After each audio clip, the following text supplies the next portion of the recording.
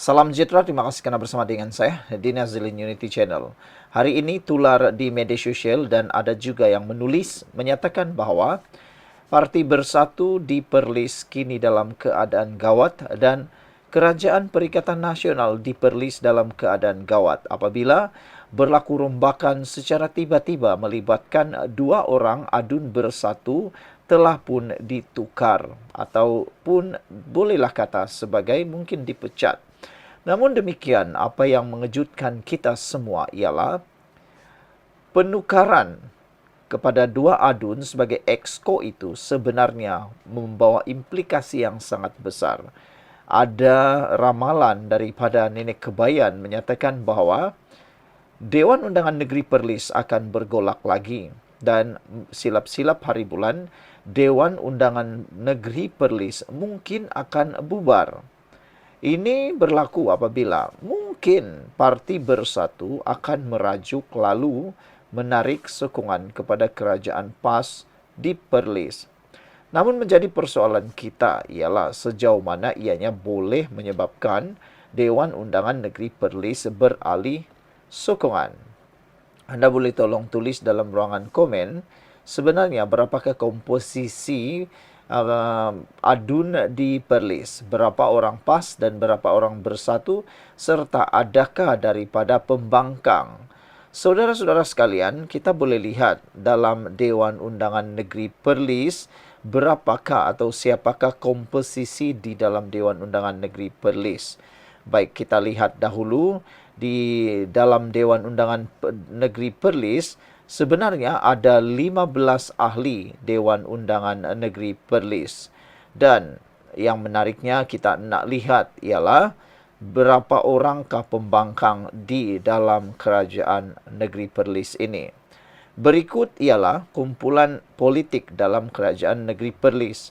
Ada 15 adun ataupun ahli Dewan Undangan Negeri. Daripada 15 itu, Perikatan Nasional mendapat 14 dan satu-satunya pembangkang dimiliki oleh Pakatan Harapan dan pilihan raya terakhir untuk negeri ini pada tahun 2022. Bermaksud mereka akan tamat penggal pada tahun 2027. Sama-sama dengan Parlimen Malaysia ataupun PRU Malaysia. Bolehkah Perlis bubar? Itu persoalannya sekarang.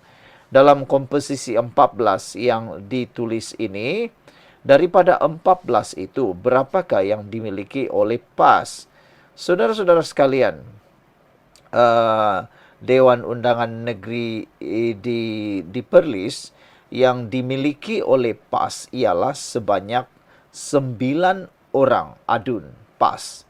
Manakala 5 orang daripada Bersatu dan 1 lagi daripada PKR. Jadi, kalau Bersatu menarik sokongan dan bergabung dengan Pakatan Harapan di Perlis, ia hanya ada 6 kerusi. Bolehkah mereka menumbangkan 9 lagi PAS ini? Jawapannya, tiada yang mustahil. Mereka mungkin boleh meminta sokongan daripada PAS, hanya perlu 2 orang saja. Kalau ada 2 orang, maknanya mereka ada sudah 8. Bermaksud, Parti Pakatan Harapan Bersatu boleh memerintah Perlis. Siapakah 2 orang daripada PAS yang mungkin boleh dipancing untuk pindah parti sokongan? Pindah sokongan kepada Bersatu Plus atau Bersatu bergabung dengan Pakatan Harapan. Mungkin anda tidak terfikir perkara ini, tetapi ianya telah banyak kali berlaku di negeri-negeri di seluruh Malaysia. Antaranya beberapa negeri seperti Melaka, beberapa negeri yang lain lagi. Apabila ada jajaran politik yang baru. Jajaran politik ini tiada yang mustahil. Jadi, rupa-rupanya bukanlah susah untuk menumbangkan kerajaan PAS Perikatan Nasional di Perlis ini.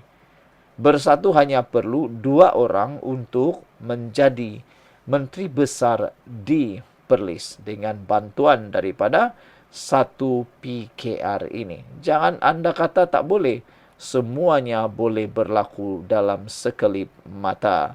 Jadi sekian dulu untuk kali ini. Jangan lupa tinggalkan komen anda. Semua ini berpunca daripada kenyataan bahawa Adun Bersatu kecewa kerana gugur sebagai Exco Perlis kerana politik bukan prestasi. Jadi, ya, sesuailah Adun Bersatu yang digugurkan daripada Exco ini tidak berpuas hati kerana beliau digugurkan bukan kerana prestasi kerja, tetapi kerana politik. Ini memang tak boleh terimalah, kan?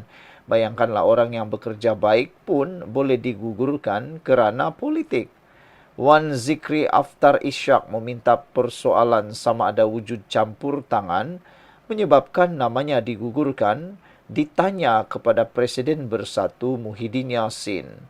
Adun Tambun tulang Wan Zikri Aftar Ishak dari Bersatu kecewa dengan penggugurannya sebagai Exco Perlis hari ini yang didakwanya berkait campur tangan politik bukan prestasinya.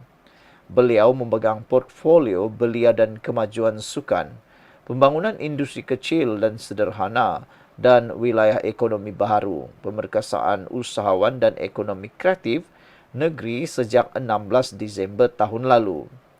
Wan Zikri percaya beliau telah memberikan prestasi terbaik seperti membantu Perlis menang 12 pingat emas, 15 perak dan 16 gangsa pada Sukan Malaysia Sarawak, selain menambah peruntukan RM1.8 juta kepada Majlis Sukan Negeri MSN Perlis.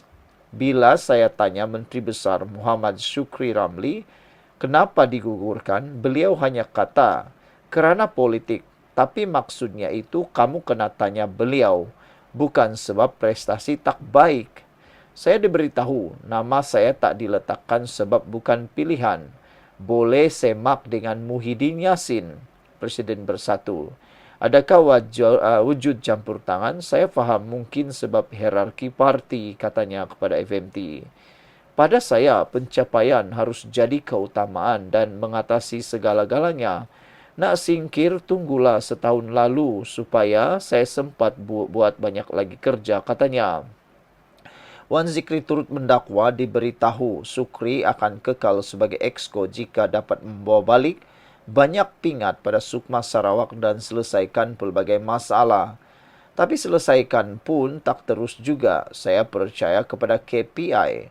Tetapi maksudnya di sini tak perlu kerja keras pun asalkan dapat menggembirakan seseorang pun boleh kekal, katanya. Turut digugurkan Adun Pauh Megat Hirat Hassan juga dari Bersatu yang sebelum ini memegang portfolio kesihatan, kebajikan dan pengurusan bencana, sains, teknologi, inovasi dan teknologi hijau alam sekitar dan perpaduan negeri. Tempat mereka digantikan Ketua Bersatu Perlis Abu Bakar Hamzah Adun Kuala Perlis dan Adun Sena Marzita Mansur yang mengangkat sumpah sebagai Exco bersama Adun Guar Sanji dari PAS Muhammad Rizwan Hashim. Mereka mengangkat sumpah di hadapan Raja Perlis Tuanku Said Sirajuddin Putra Jamalulail di Istana Arau hari ini. Sebagai rekod, Abu Bakar pernah mengisytiharkan perang terhadap Shukri tahun lalu dan mendesak Pesuruhjaya PAS itu meletak jawatan selepas namanya tiada dalam senarai Exco Kerajaan Perlis buat kali kedua tahun lalu, walaupun sudah mendapat surat sokongan daripada Muhyiddin. Saudara-saudara sekalian, sementara itu Megat Hashirat berkata keputusan itu mungkin dibuat berdasarkan perancangan pentadbiran Shukri yang diyakini telah membuat pertimbangan sebaiknya. Setakat sekarang, tiada punca disebabkan isu dalaman Bersatu. Jadi, pertukaran itu atas pertimbangan strategi MB. Saya anggap ini satu hikmah. Apapun saya tetap bersama MB dan rekan-rekan, katanya lagi. Sekian dulu untuk kali ini. Jangan lupa tinggalkan komen anda.